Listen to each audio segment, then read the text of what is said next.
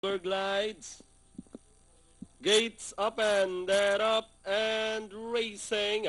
Golden Fortune, Apobel moving up by the rail. Happy Morning racing in third. Silver Glides, Trixie May down in fifth. Then alongside Aras and trailing the group, ang Savico.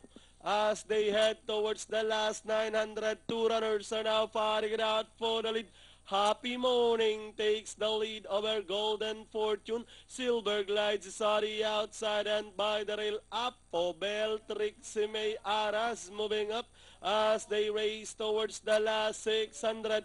Happy Morning, Golden Fortune is racing in second. Silver Glides moving up on the outside. Apobel is sneaking in down on the inside as they race to the last 450. Happy Morning, Apobel moving up by the rail. Silver Glides is racing in third. Aras now in fourth. Golden Fortune, Trixie May with the last 200 meters.